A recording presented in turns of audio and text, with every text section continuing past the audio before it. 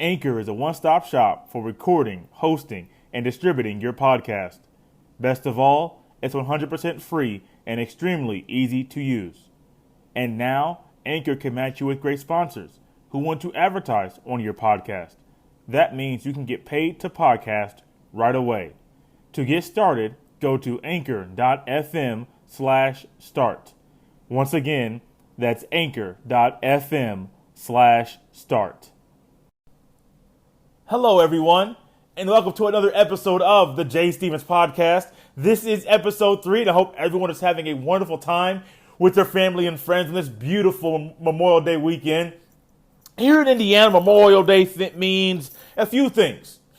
A 3-day weekend, most people don't work on Monday, family barbecues, and also the greatest spectacle in racing, the Indianapolis 500. One race, with me living in Indiana most of my life, some people will think this is crazy, but one race that I have never been to. The older I get, the more often I say, I'm going to go to the race this year. Or, do you want to go to the race to try to get someone that I know to go with me? But I never put forth the effort or enough effort to go to the race. It's a tradition from a lot of Hoosiers. They come from all over the state and embark upon Speedway, Indiana to enjoy what is a grand time for a lot of race fans. Earlier today, I did see someone on Facebook post that today was their 43rd Indianapolis 500 that they have attended. To me, however, since I've never been, I like to live vicariously through the people that I know. I appreciate social media in this aspect that it allows people that aren't at events to somewhat experience what it's like to be at the event. Now, granted, you don't get the adrenaline rush and things like that, but you can see a lot of the sights that your friends get to see and the views that they get to experience, and also here may it be a concert or even a race or things like that you get to experience on social media. You get to experience some of the things that your friends get to hear as well. So that's kind of my introduction or how I get to know what goes on at the race. Social media, Snapchat, Instagram, things like that. Get to allow myself to experience and enjoy great sporting events. The only tradition that I have with the race is listening to the beginning of the race on the radio and the end of the race on the radio. The beginning of it, at the beginning of every Indianapolis 500, there is a gentleman or a group that will sing Back Home Again in Indiana. And there was a guy named Jim Neighbors who used to sing that every single year. I believe he has since passed away. And they have not found a consistent artist to sing that every year. So they've been going back and forth trying to see who can sing it or try to invite different artists to sing that song, because it is a tradition for the race. The end of the race, however, I try to listen to the last, I say 20. I'm not really sure how many laps that I generally listen to every single year, but I try to listen to a few laps at the end, because the end is the most exciting part for me. I get to hear the commentators and the voice of the race, Mark James, feel and show and help people like myself that aren't there, that only are able to listen to it, since the race is blacked out almost every year in Indianapolis, because they want everyone to go to the race to sell that place out. I get to live through them, and so today it was enjoyable. There was a new voice at commentating the race, and I enjoyed it. The car's going so fast. Now, I have been to the track on Carb Day that Friday for, I believe it was the Firestone 100. It's a quick race that day, and so I have heard the sounds of race cars driving really fast, going around the track, but I have not heard 33 Indy cars going around the track in a 500-mile race. I have not heard that. I have not felt that adrenaline rush that comes on you. So going through the radio, that's all I got. But honestly, it's been enough for me so far. Eventually, at some point in my life, I guarantee I'm like, man, I got to do this. I got to brave the crowd, a possible 300,000 people. I got to just get out there, enjoy it. And at that point, I'll stop talking about it and just put my money where my mouth is and just go ahead and have fun. The heat, I may complain about that going into it, but I'm sure it won't bother me. I mean, you're there with other people that are experiencing the same thing. The sounds and how loud the cars are, you hear about it, but I'm sure once again that probably will not bother me at all. I'm down for a good time, and I think going to the race, that is something that I can experience. Instead of talking about the race a lot longer or talking about the NBA Finals, previewing that with the Eastern Conference Finals ending Saturday night, I had a different idea for the day. Today's going to be all about basketball. First segment is going to be about basketball, social media. We're going to get something about basketball. But first, before talking about just basketball, I had an idea of not previewing the NBA Finals, but talking about one team that is in the NBA Finals. First off, let's take a trip to the Bay and talk about one of the most dominant teams in NBA history.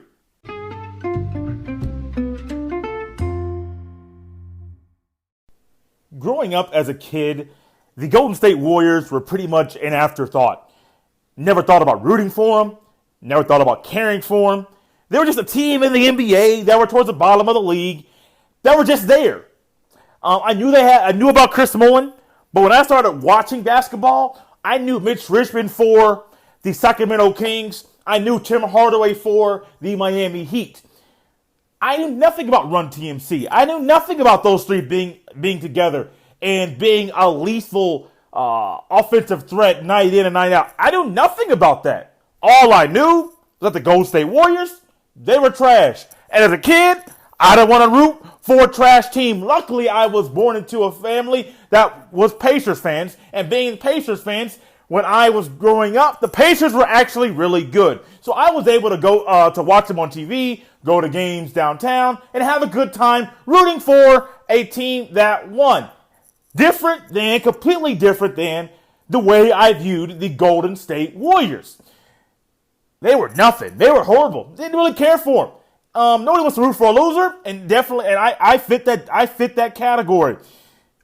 In 07, Don Nelson was there, and he started to create a culture where certain players, Baron Davis, Jason Richardson, Steven Jackson, Al Harrington, where they were able to thrive, and he orchestrated offense, orchestrated the defense, where these players were able to thrive. They are the team, I believe they were the first team, first 8 seed to beat a 1 seed in the playoffs. The only thing I vividly remember from that playoff year of the playoffs wasn't the first round. Yeah, I remember them beating Dirk. I remember them winning that series. But the most memorable point to me, or that actual play that I remember, was Baron Davis dunking on AK-47. Honestly, I remember that play. I remember what happened. At the time, I didn't think he should have got a text for pulling up his jersey. I see why the ref did it. I was like, man, let the man celebrate. They were up by at least, I believe it was 20 points at that time. And so that dunk was more of a cement to their run, and the crowd went wild. At that time, I believe they put the decimal meter up to see how loud the place was. I believe it was like 109 or 110 decibels. That's how loud that arena was. The Golden State fans have always been known for being loud, for being a very supportive fan base, and at that time, they showed that. But after that year, after 07, they went back to their losing ways, finishing once again towards the bottom of the Western Conference. But something kind of weird happened at that time. They started to get some draft picks that started to change not only the culture, but change how the fans viewed it, and how not just Golden State Warriors fans, but fans around the league started to view the Warriors. 2009, they drafted Steph, made a name for himself in the NCAA tournament. 2011, they drafted Clay, came in, formed a crazy combination with him and Steph being great shooters. One of the best backcourts the league currently has right now, probably the best. Draymond Green ended up drafting in 2012. I don't care what you say or think or feel about Draymond. He is a vital part to this team. Then also Harrison Barnes in 2012, a player that most people forgot was a starter and a huge part of them winning their first championship and then getting back to the championship the following year. Don Nelson ended up losing his job, and then they ended up getting Keith Smart, one of their assistants. Now, remember, I live in Indiana. I said that probably way too much. The only thing I remember Keith Smart for was hitting the game-winning shot in the 87 NCAA tournament. That was it. I had no idea the man coached at all. So that part to me, when I was thinking about this, the Warriors' dominance throughout this run, or their stance in NBA history, it was kind of crazy. I'm like, you got Keith Smart, and if you go back and look at his coaching history where he coached, he didn't stay anywhere long. He had coaching jobs as long as he had as he played in the NBA or professionally. It wasn't that long. He was there for a hot minute and then went to the next person that wanted him because he really wasn't. He didn't fit the mold of a professional coach. Didn't fit the mold of a professional player. Then comes along Mark Jackson. Implements his team. Implements his system. Starts to mold Steph and Klay into how he feels they should be as NBA players. A great backcourt, a great tandem. Steph running off of screens, Klay running off of screens, Klay having crazy quarters where he puts up 20-plus points numerous times in said quarters.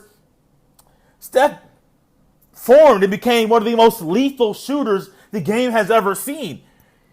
And Mark Jackson, if you look back at it now, doesn't get the credit that I think he deserves. Now, granted, I personally view him more of a Doug Collins, when Doug Collins was the coach of the Bulls, than a lot of people do, because Doug Collins, he got Jordan to a level that Jordan needed to get to, that Jordan was able to push himself to, but Doug Collins couldn't get him over the top. That's when Phil Jackson came in. That's kind of the same way I view Mark Jackson and then the next coach, Steve Kerr, who is still their coach to this day.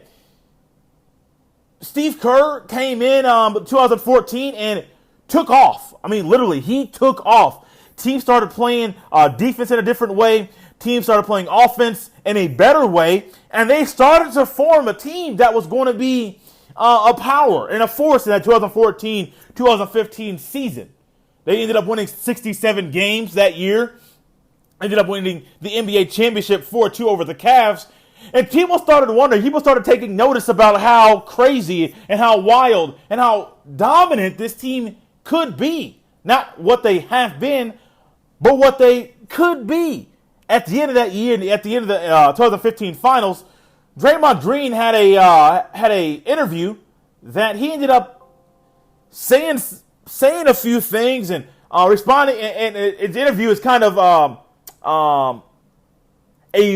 view of how most NBA fans viewed the Warriors. Arrogant, really good. They let you know about it on the court, off the court, didn't care. They were young, they were making a lot of money, and they were winning. I mean, that's a combination that as an individual, if you're young, you're making a lot of money, and you're winning at whatever field you're in, you're going to let people know. Not everyone will, but these guys, they weren't afraid to taunt on the court. I mean, you win 67 out of 82 games. You'll probably taunt too. No matter if you're a tennis player, no matter if you're a hockey player, no matter if you're a baseball player, no matter if you're a football player. If you play 82 games and win 67, best believe you're going to be taunting. Think about that pickup game you just played, or think about that competition you're having at work. And if you're dominating your competition month after month or game after game or match after match, your competition is going to know about it. And you're probably not only mentally after losing so much, but you're probably going to taunt them. Talking trash is a way of life. Whenever I play basketball with some of my friends, I don't hesitate to talk trash. I don't mind telling people I'm not the best basketball player, but I find fun in talking trash and getting under people's skin and saying things that make them either a tad upset, or make them smile and laugh. And everybody knows I like to have a good time. I'm here for the jokes, but that's just me. I mean, I don't mind talking trash. I don't mind having a good time, but that's kind of how these Warriors were. They did not mind talking trash. Didn't mind having a good time. And early on in their run, I was not a fan. I'm more of your old school guy. I like dumping it into the post. Letting the offense run either through the big man or getting inside the 3-point line. It took me a while to get to the point where I truly respected the game of the Warriors and how they played basketball. I was always a fan of Draymond Green, which is some people may find that odd, as he could be very talkative, very brash, very firm, or go against the way that most people view an NBA player being and playing. Some may call him a dirty player. I mean, I understand all that. I hear all of it. But I like Draymond and the way that he played. But the Warriors were known for being good and at times letting you know about it. And it rubbed certain people the wrong way. The next year they ended up losing a 3-1 lead to the Cavs. They lost that year. But then they've gone on to win the next two. And it certainly looks like they're going to win, the NBA Finals and this next coming up in this next week. I don't care how you view it. You may think the Raptors are going to win and Kawhi Leonard is going to play out of his mind as he's looked exhausted in the third quarter of most of these games in the Eastern Conference. You may think the Raptors are going to win and Nick Nurse, being a new coach, is going to do something that Dwayne Casey couldn't do aside from getting to the finals, and that is win an NBA championship. You may be on the Raptors side. You may be from Canada and say, hey, man, I'm going for Kawhi. I'm going for my team. And I can respect that. I'm not a fan of either one of these teams, but objectively speaking and looking at how things are, I think this team is too dominant. I don't care if they have Boogie. I don't care if they have KD. I personally believe that the Warriors are going to win the NBA Finals this year. But let's think about how they're going to be viewed in, say, 5, 10, 15, 20 years from now. No matter what, if the Warriors keep KD or if they lose KD after this season, I personally think we'll look back at this time and start comparing this team to some of the greatest teams in NBA history, and not just comparing them like we're doing it now, but we'll have more historical facts. So we'll be able to talk to, say, you'll be able to talk to your son, or you'll be able to talk to your daughter, or you'll be able to talk to your grandkids at one time and say, let me tell you about a time when there was a team that went literally from nothing, got a good coach, then ended up getting a better coach, and they went to something. Let me tell you about a team that took literally the best player in the world and they beat him in 6 games. And then that best player in the world got the best of him in 7 games the following year. And then the year after that, they beat him in 5. And then the year after that, they swept the best player in the world. Let me tell you about a team that the first year, when they first started their reign, their championship run, they had a guy named Harrison Barnes. Now, granted, a lot of people, Harrison Barnes is not a Kevin Durant caliber player, but he was a key part of to that team, and he was huge. So let me tell you about a guy named Harrison Barnes who was there for the first 2 series, the first two championship series that they played, and then they left, and then they got rid of him. And you think they get rid of him? They pull someone off the bench to come to the starting lineup? No, they get someone that's one of the top 2-3 players in the NBA at that time and bring him on. So not only are they losing a starter, they're gaining an even better player after that. And they go on to win the next 2 NBA finals and possibly the third. I'm only going to say possible because it hasn't happened yet. But let me tell you about not only that, but after winning in 2017, they decided to say, hey, man, there's this guy down in New Orleans. He had a major injury, and he's on the field of free agency block, and nobody wants him. He tore his Achilles. Nobody wants a big man that has been hurt a little bit and not going to play up till possibly the All-Star break of the following year. Nobody wants him, so how about we bring him in? Son, let me tell you about this team where they started to acquire these players. These players had all these egos. These players were making all this money in a day and age where making money kind of changes how your mindset is, and the more money you make, a lot of people get very arrogant with it. But yeah, you may view them as arrogant. You may view them as annoying at times when they're playing basketball and Steph is shimmying down the court after busting another 3 on your favorite player's head. Let me tell you about this team, and you go on to talk about how dominant they were and how consistent they were in winning. And then you also mention how, man, they lost their coach. Their coach got sick and missed about 40 games. The interim coach, they only lost, I believe, it was 1 or 2 games when he was there. So it was a system that the coach had. Now, granted, the coach is still coaching a little bit from the time, and while he was away from the team or when he was away from the games, he was still giving tidbits to Luke Walton and helping him out. But let me tell you about this team, and you progress to talk about how dominant this team was.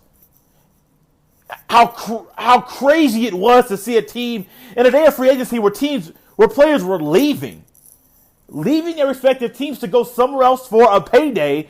Had these players ended up staying together to form a crazy dynasty in a day that the NBA is trying to get more player movement.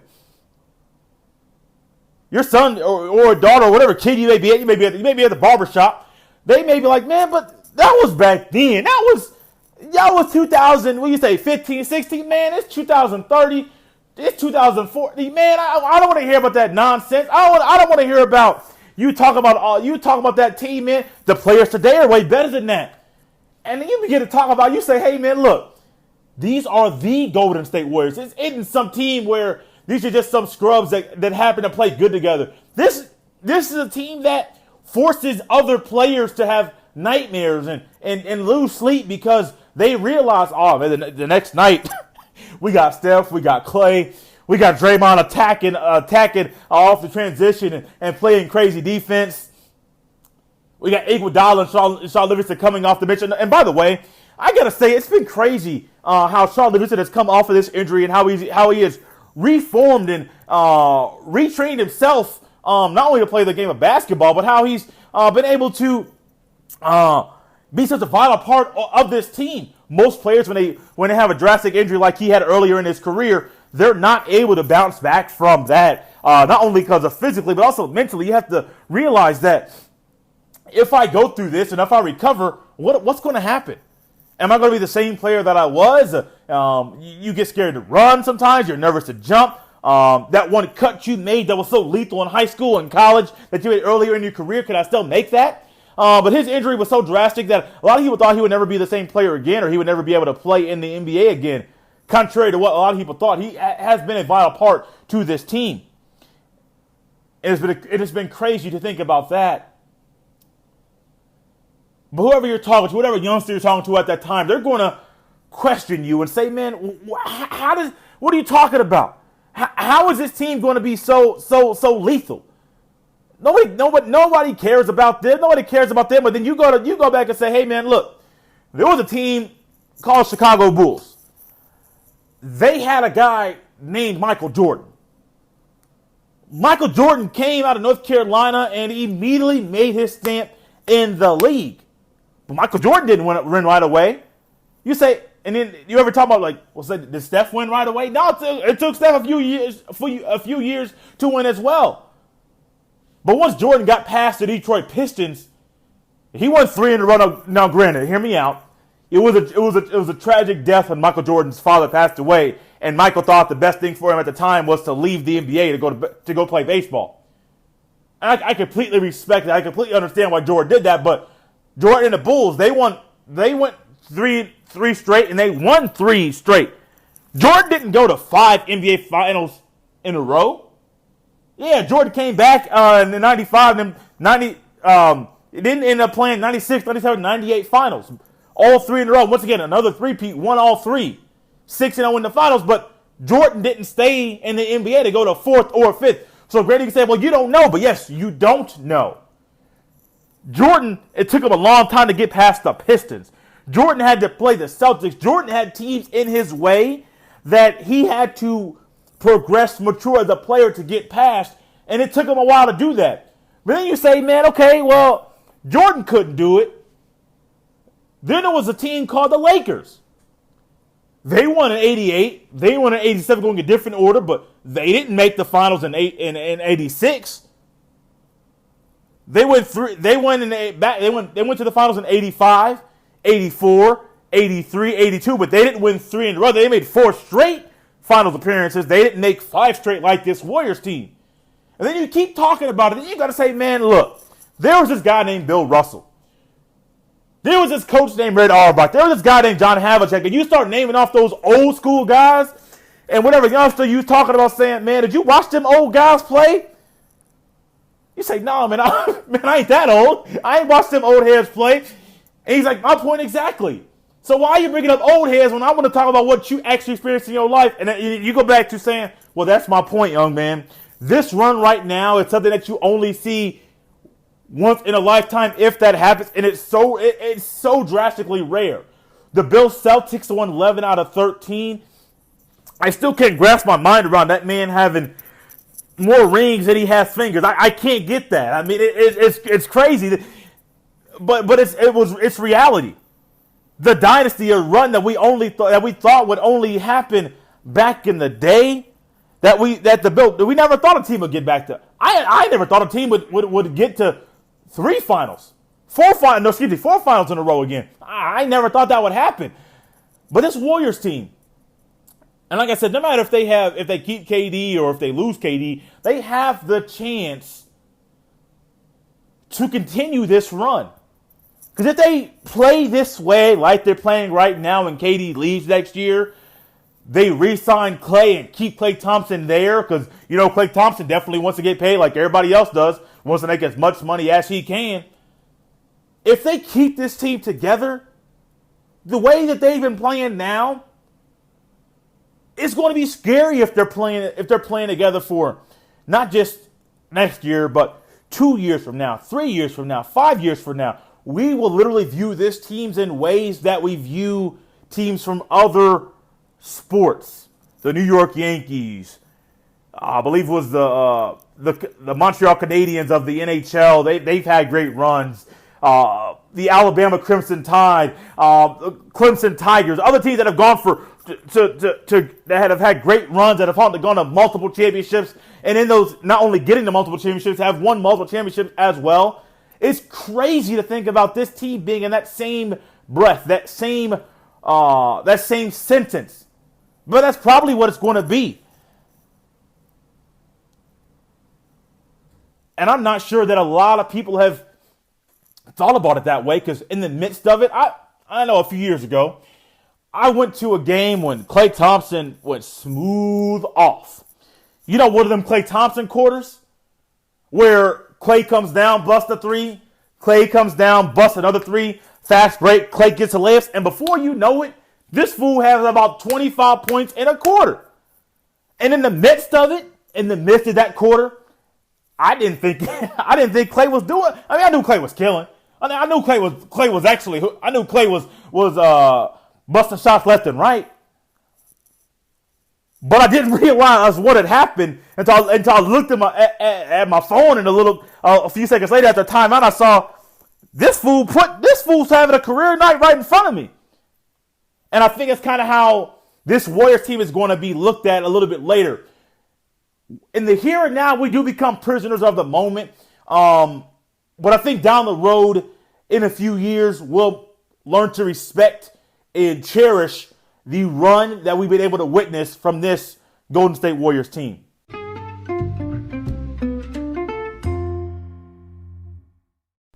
Oh, you know what time it is. This is time to go to social media. Almost at Facebook, that's a source. But it's time to go to social media to get some content. And this week we're going back to Facebook, where we were last week.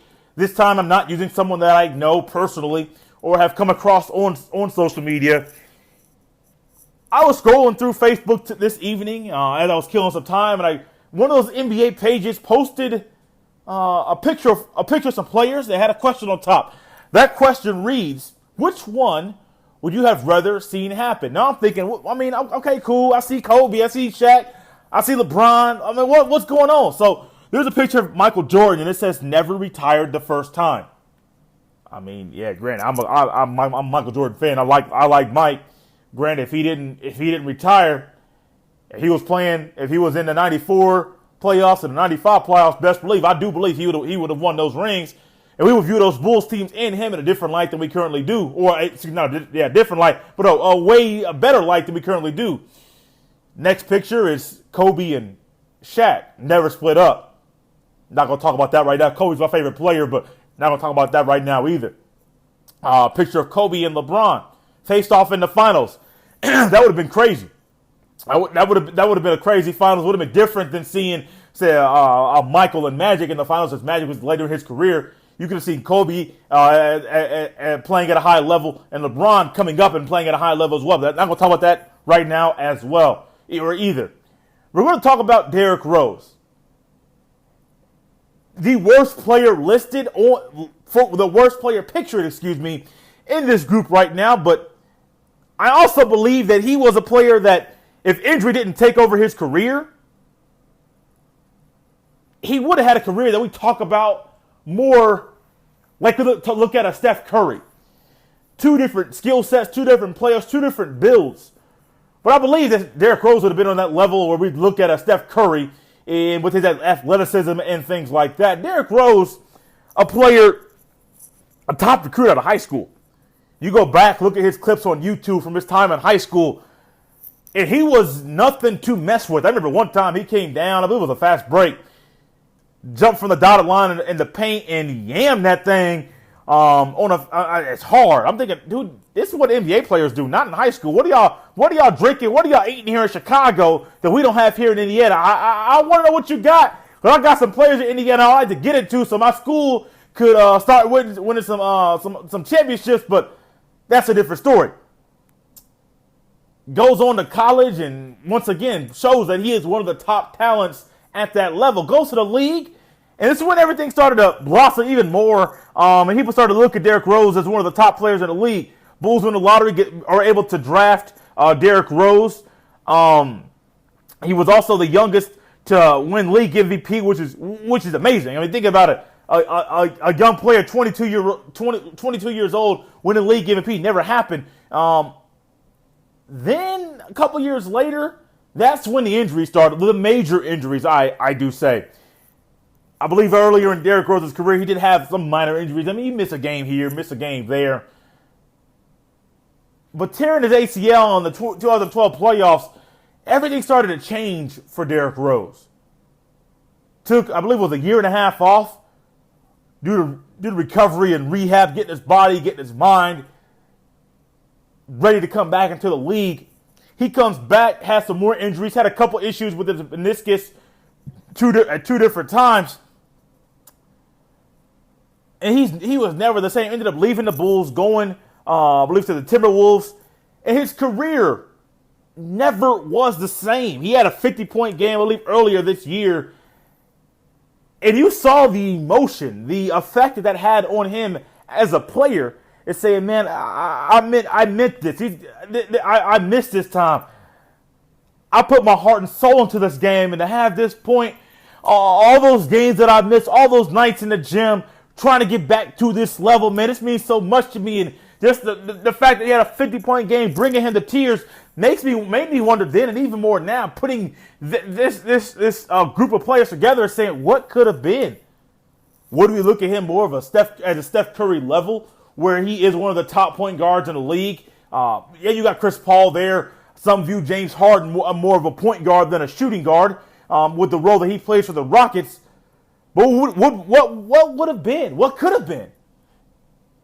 I would like to think that Derrick Rose would have been a multi-time All-Star, would have led a team to the conference finals numerous times. That if he stayed with the Bulls or left, I would have loved him to stay with the Bulls and stay in the Eastern Conference, even though that would hurt my Pacers and them in their chance of getting to the finals or winning a ring. I would love to have him stay for the Bulls. I like when the Bulls are good.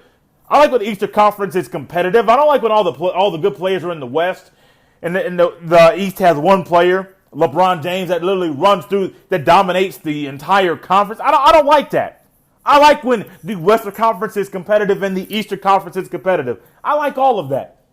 What could have been of Derrick Rose? How would we view him? It's just something that makes you ponder, makes you think. It makes you wish that the injury bug never got him. I saw one thing, and I was thinking, this fool missed how many games? At one point during Derrick Rose's career, I believe the article came from 2016, he had missed 257 games due to injury. Injury, rest, later in the season, players rest, blah, blah, all that stuff. But majority of these games that he missed were due to injury. 257 games missed due to injury between the time that he came in the league in 2011 and the time of this article, I believe it was April 2016, excuse me. That's a lot of basketball. That's a lot of records that could be set. That's MVPs that could be won. That's All-Star games that could be played. That's a lot. That's a top player, very explosive player at the height of his game, getting hit with the injury bug and honestly never was able to recover. I hate that it happened to him. I hate that injury bug hit him like that. But I truly wish that Derrick Rose had never had that happen to him, had never had him had to go through that at all. I mean, the fact that he had to put his son's graduation and playing in the league in the same light, saying, "Man, I want to be able to walk at my son's graduation." It's crazy to think that his injuries had hit him so hard and so drastic that he had to make comments about being able to walk at his son's graduation when people talking about trying to get him to come back and play a lot sooner than he believed he was physically able to. Gosh, that's crazy, man. Injury bug hit him so hard. He came back, but he was never the same player. I truly wish that never hit him. To close the show today, when we hit the last few moments of the day, I want to talk about enjoying life. It's going to be just a couple minutes before we close the show out, but just enjoying life. Find something to do to enjoy life. Walk your dog, do stuff with the kids. Lately, I have been hiking. I live right across the street from Eagle Creek Park, a big park here in Indianapolis. And I like to go out there once. Sometimes I try to go once a week, but sometimes it's every other week.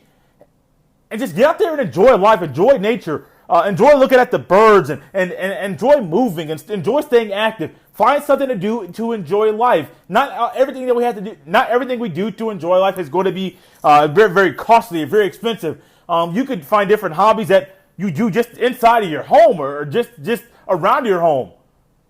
A lot of people like to play pickup basketball games or go to different sporting events of their choosing. That's their avenue to enjoy life. A lot of women like to shop, and I find that boring, but a lot of women like to shop and do something to enjoy life. We only got one. We don't want it to be boring. There's so many different avenues, so many different things we can do to enjoy life, help others. Be that helping hand, and when someone needs something, some help, when someone needs help with something that's going on in their life, or just something to do with a different partner. Do something to enjoy life. No one likes to see someone walking around with a frown on their face or upset or down because they say, "Oh, nobody wants me around. No one wants to spend time with me." And so they just sit around and pout at home all day doing nothing. No. Life's too short. Do something to enjoy life. Trust me, it'll make you have a bigger smile on your face if you do. I want to thank everyone for listening to the show. Once again, this is episode 3. I want to give a shout out to my buddy Trent Granger. He started a podcast last week about life as a missionary. He's a missionary in Mexico. So if you're interested in missionary or life in ministry, or even you want to strengthen your walk with God, feel free to check out his podcast. If you're into that, I'm sure you won't be disappointed. You can find me on Twitter at Dr_J25. Once again, that is at Dr_JAY, the number 2 and the number 5. If you have different topics you would like to see on the show, or you just want to email the show in particular, the show does have an email. That is jstevenspod@gmail.com. Once again, that is jstevenspod@gmail.com. I love all the feedback that I've been getting from lots of people. Some via social media, like I mentioned, a lot of people that I see out and about, either at work or when I'm seeing different friends and things like that I don't normally see on a regular basis. I love the support. Thank you for the support. This is episode 3. Hope everyone has a great, beautiful Memorial Day weekend, and we'll see you next week.